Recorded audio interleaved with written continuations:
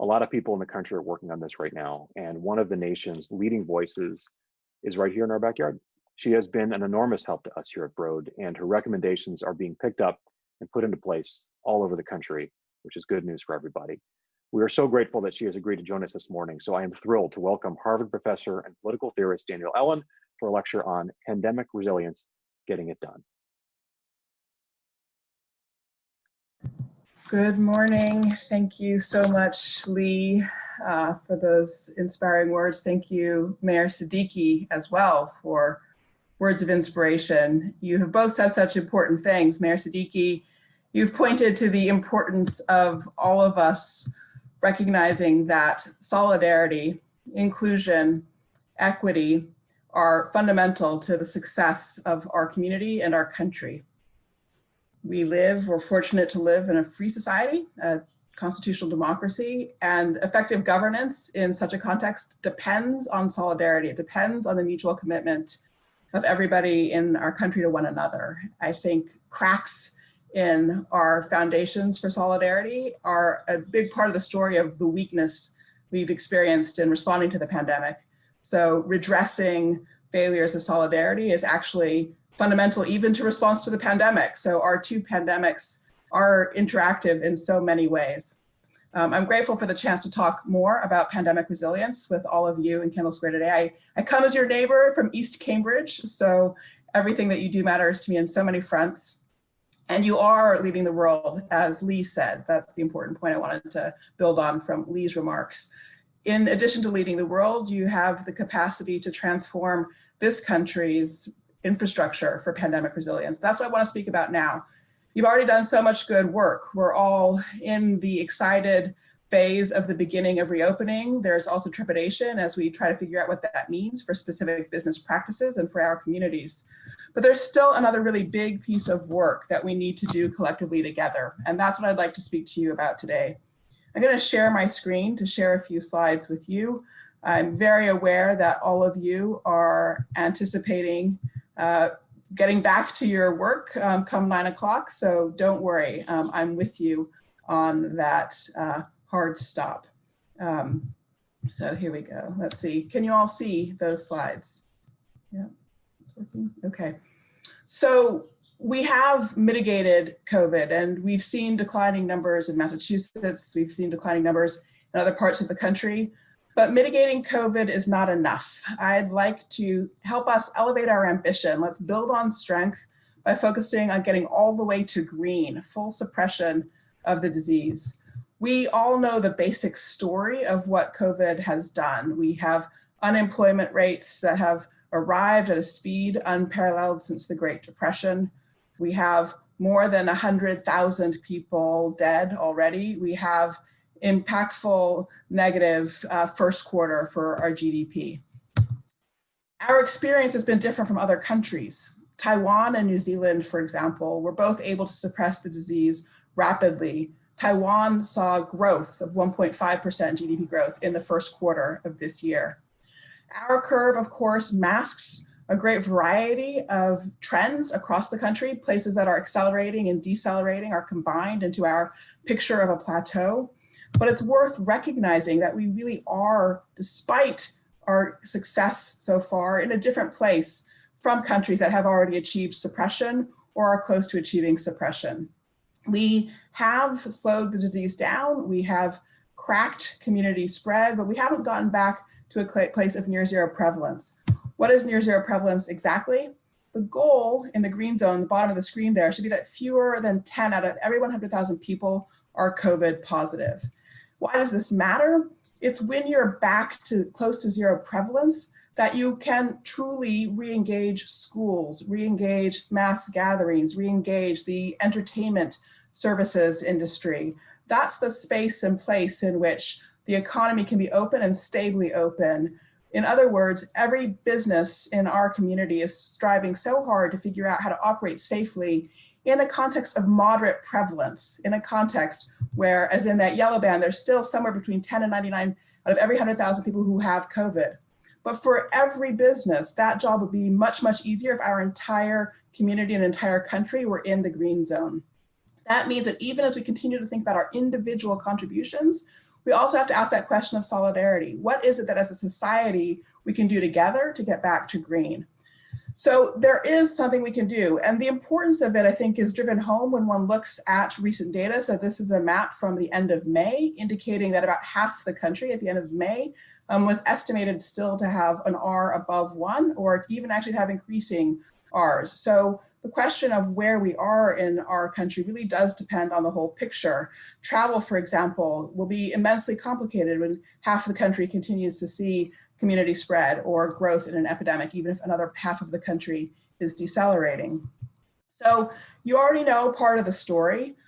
In every state, we need implementation of a testing, tracing, and supported isolation program. Mayor Siddiqui was speaking about that. The Broad has done phenomenal work in supporting a real ramp up of testing in this community. Partners in Health has really supported contact tracing throughout Massachusetts. Massachusetts has set a standard in terms of combining contact tracing and testing and data management to control COVID. So that boots on the ground work, however, requires support from an arsenal of tests. This arsenal of tests has been building over time. As Lee said, the Broad, for example, has done incredible work ramping up its capacity to do PCR testing. But that arsenal of tests that we need is an arsenal that we are best to think of actually along military analogies in a regional way. Here is a reference to the Springfield Armory in the Revolutionary War. General Honore, who led the Katrina response, remarks that leaving states to buy their own tests during a pandemic is like leaving battalions to buy their own weaponry during a war. In other words, what we need to focus on is the possibility that building long-term pandemic resilience infrastructure requires thinking about testing in a regional way. This matters for Massachusetts because this state distinctively has the capacity to serve an entire region.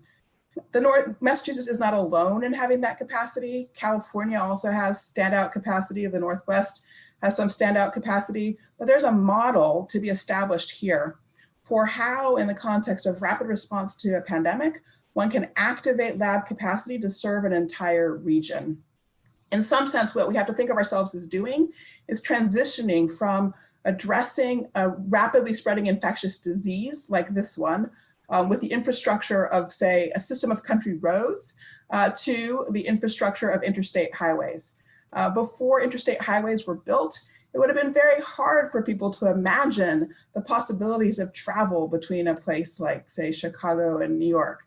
In other words, until that network was actually constructed, it was hard for people even to imagine the kinds of implementation possibilities that would come with having an interstate highway system. I think the same thing is true for thinking about regionally structured testing capacity. It's hard for us to imagine because we've been so focused on state labs, state public health labs, university labs serving their specific communities. But the regional picture is one that Congress can easily support by authorizing interstate procurement compacts. So Congress uses interstate compacts routinely. Emergency management through FEMA, for example, is handled through interstate compacts. The New Jersey, New York Port Authority is an interstate compact.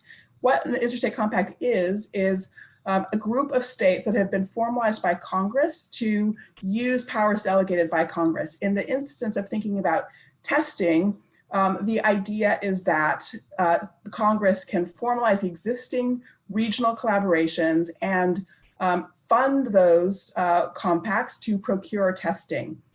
The goal here is to fully activate the testing market so that those labs with capacity can actually respond to bulk orders, can actually work in a context of guaranteed offtake contracts that make the supply of revenue certain in ways that justify an investment. The pandemic has had such shifting dynamics that it has the insecurity of revenue funds and flows has blocked in important ways the capacity of labs to pivot as fully as they might to supplying the testing that we need. So what I'd like to suggest is that Massachusetts could advocate for this kind of regional structure, help build the infrastructure that permits serving an entire region with the testing arsenal that it needs, while states continue to be responsible for the boots on the ground implementation of testing and contact tracing and diagnostics. If we could build that combined infrastructure, state level implementation, regional supply of testing capacity, we will have laid in the structure that we need in an ongoing way to keep this economy pandemic resilient, regardless of what kind of pathogen emerges in 5 years, in 10 years, in 15 years, or 20 years. This kind of infrastructure, in other words, can help us now, can help us take our response now to the next level, get us all the way to green, not let us live in a land of moderate prevalence and mitigation, but also lay in what we need for the future. This kind of infrastructure also achieves safety for everybody, fully inclusive safety. From an equity point of view too, those who are most vulnerable are best off in context of near zero prevalence. In fact, the only way to provide sturdy security for the most vulnerable populations is to achieve near zero prevalence in our society as a whole. What's best for one is best for all, without any question in this context. Now, in order for this all to work, there's one other important thing. In addition to advocating for that combination of regional interstate compacts and for state work on implementation, there's also important public messaging work to do. As you just heard, the Broad has capacity to do more tests than it's doing. Why is it not doing more testing? Well, the message hasn't broken through to the general public yet that it is our civic duty, in effect, to get a test if we have a worry about exposure. Even if we have mild symptoms, it's our civic duty to get a test. The CDC produced great confusion in this area for several months, advising that only the most symptomatic people be tested. That is still the message most people have internalized. So it's going to take a lot of work to reverse the understanding of what the role of testing and contact tracing are in helping us get back to green and achieve near zero prevalence. So while we were in the red zone, we all got very used to the messages about staying at home, that we needed to stay at home to flatten the curve, that we were helping, amongst other things, get PPE to the front lines, helping get ventilators to the front lines, and keeping our healthcare system from being overwhelmed. So what are the messages now that we're in yellow? What will be the messages when we really truly get back to green? In yellow, we have to reinforce those messages about wearing a mask, taking that call from the contact tracer, embrace that call, know your status. If you are worried about exposure, get a test. Be ready to warn friends and neighbors about exposure. Why are we doing this? We all want to break the chain of transmission and get back to zero. To achieve this, we really have to enlist communities to support contact tracing. It can't really all be top down. Contact tracing has to come out of communities so that people are contacted by people who speak their language, who understand their cultural context, who have connections to them. We have to provide support for isolation for those who have to isolate. We have to activate all our labs. We still need more lab capacity despite the fact that we have tests that are going unused. And then again, in green, it'll still be so important for us constantly to be ready to know our status, to take the call, to get a test. And the reason we'll want to do that in green is to make sure that we can contain every spike and block a second wave. So even in green, we're going to have to keep contact tracing going, and we're going to have to work on building community health. The good news is that investing in community-based contact tracing is the seed of reinvestment in community health. And an infrastructure of community health across the country would go a long way to reversing the health inequities that we've seen as so impactful for individual communities. But it's also important to recognize that those health inequities have made us all vulnerable. As disease has spread in vulnerable communities, it has spread for all of us. So our vulnerability is completely connected in the context of a pandemic. And we have to recognize that full inclusion, a work to get to zero prevalence that rests on a commitment to solidarity and the good of all, does actually bring the best results for every individual, every business, every organization as well. Equity is in all of our interest without any question. So please share the message about regional procurement via interstate compacts for test capacity. Please share these messages with your community about individual action. Get that test if you have any concern about exposure, wear that mask, embrace the contact tracing, take the call. I welcome your questions. You've all done such good work in fighting this disease, and I'm so grateful to be your neighbor and to have had the chance to learn from you over these last few months.